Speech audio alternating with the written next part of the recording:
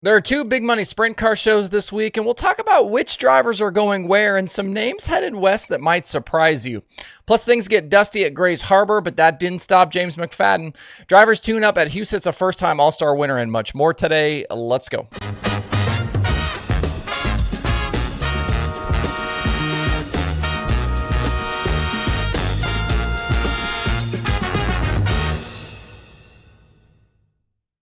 It's Monday, June 16th. I'm Justin Fiedler. This is DIRTRACKR Daily presented by Kubota Genuine Parts.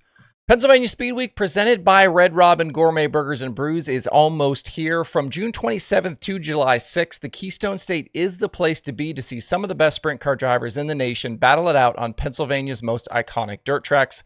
This year, each race pays a minimum of $10,000 a win, with the Mitch Smith Memorial at Williams Grove on July 4th paying $20,000.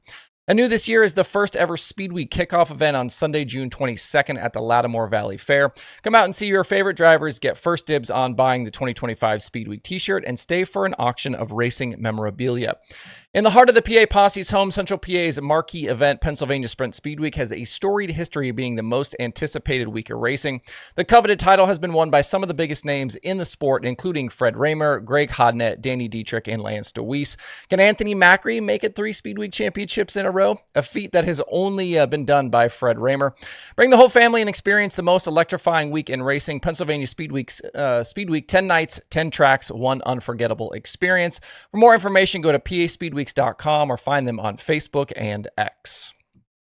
Coming up this weekend, we've sort of got dueling, rising kind of crown jewel events in sprint car racing. And I say rising crown jewel events because these events, they're not the Knoxville Nationals, they're not the Kings Royal, they're not on that level in terms of history and prestige.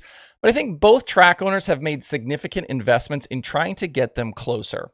At Huset's, we've got the High Bank Nationals starting on Wednesday, with the finale there paying $250,000 to win. And starting Thursday at Skagit, it's the Super Dirt Cup that pays $100,000 to win. The bulk of the heavy hitters in sprint car racing, they're going to be at Huset's, as it's a World of Outlaws event. That means all the outlaw teams. We know that the big cash is going to draw in a lot of the high limit guys and plenty of other travelers. We already talked about Christopher Bell making 2 early week appearances back in the Don Kreitz 69K. And Huset's confirmed Kyle Larson will be in attendance as well. Looking at the pre-entry roster from a few days ago and knowing the updates, Huset's will be probably 60 plus sprint cars. And I think there are 50 plus on this one I'm showing on the screen, but we know guys like Larson, Tyler Courtney, Tanner Thorson, guys like that have been added since this was released. And I wonder how much longer will be before we start seeing some more guys from the national scene kind of, instead of going to Huset's, choose to go to Skagit in the future. Huset's obviously pays more and it's closer for a lot of these guys, but the competition there is really stacked. It would be a much longer tow to Skagit, but still very good money, and you don't have to face the entirety of the Outlaws and high limit guys. Looking at the Skagit roster, Corey Elias into the 45 seems to pretty much all be but confirmed here. But also, this one is really a who's who of West Coast sprint car racing. All the California guys, Trey Starks, Tanner Holmes, plus Justin Peck in the Rudine car. Kevin Rudine, obviously owner of Skagit, so no shock that the 26 car going home here. We'll also get the red-hot James McFadden in the Tarleton car, and there are a few others who are curious, including Scott Boguski. He's usually a Midwest guy, so clearly he was tempted. Then just yesterday, it was Brent Marks being announced as an entry for Skagit. He was actually initially on the Huset's list. It's a long way from Central PA to Washington, but Marks and crew chief Heath Moyle not afraid to make the tow here. And then here just a little bit ago, it was Danny Sams being announced for Skagit. Again, a long tow for another high-limit full-timer. Skagit drawing some of these guys away, I think, will really help boost the stature of this event and really get it some more attention. Kevin Rudine, though, and his staff clearly burning up the phones to recruit drivers west, and I'm sure maybe a bit of tow money to help out as well. For the sprint car fans out there, are you guys going to be tuning into one side or the other? Are you guys going to be double screened up this weekend? Let me know in the comments below. Sticking with the West Coast theme, James McFadden did indeed close out the NARC fastest 5 days in motorsports with another win. That officially made him, got him 4 for 5 on the week. He led early last night, then got passed by Trey Starks after the open red, but battled back on the last lap to take the lead with a slider when traffic held up Starks. McFadden the winner with Starks and Dominic Scelzi on the podium. McFadden, though, winning 4 or 5 NARC races. I think the only one he didn't win was Cottage Grove. Kind of exactly how we thought this was going to play out. Weird scenes, though, earlier in the day at Grays Harbor. They headed out to hot lap, and then the track turned into a dust bowl almost immediately. Even the Ohio people were saying, hey, maybe that's too much dust. Cars were sent back to the trucks, and the entire track surface was reworked. It led to what I think was about a 2-hour delay. I'm not sure what went wrong there, but I know Tanner Holmes commented that he thinks some of these race programs are just starting too early in the day. The sun's still beating on the tracks, and it's causing them to dry out. A 2-hour track prep delay for a rework, not great, but at least they got it right and fans were rewarded with a good show.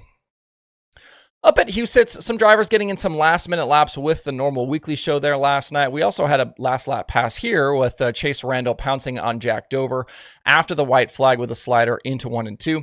Randall picked up his first 410 sprint car win in nearly a year, with the last coming in MSTS competition at Jackson last July.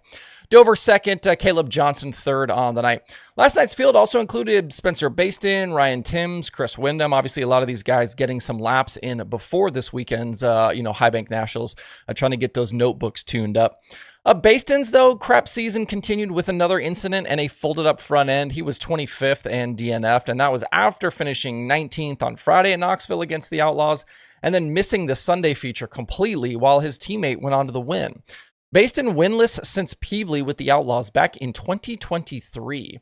While Corey Day already has multiple wins in the team car in a shortened schedule, Bayston has just a single top 5 in 32 races so far.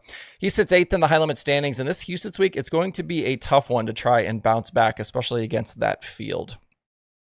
The third 410 winner from Sunday was Bryce Lucius in Ohio Sprint Speedweek action at Millstream. He outdueled Tim Schaefer to get the lead, then held off Cap Henry down the stretch to earn his first career All-Star and Ohio Speedweek win. Lucius now with 5 career 410 wins. That includes a fast win earlier this year at Muskingum County. Speedweek action continues today with a stop at Wayne County for $7,500 to win.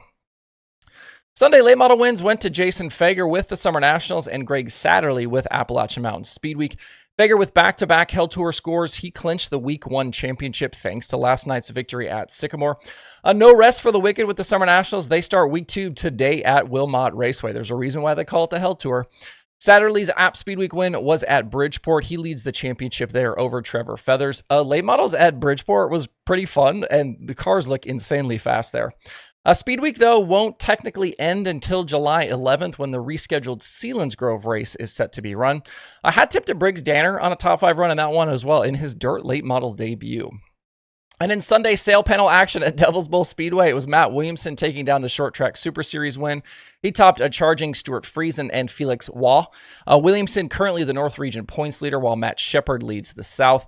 Short track Super Series back next week with a stop at New Egypt. We'll wrap it up right there for today. Don't forget you can watch The Daily Show completely ad-free over at patreon.com/DIRTRACKR. That is one of the perks of the top-tier membership I have named Reserved Seating. You can sign up free as a member on Patreon, but the premium tiers do have added benefits, so check that out, patreon.com/DIRTRACKR. Hope you guys have a great Monday out there. We'll see you right back here tomorrow.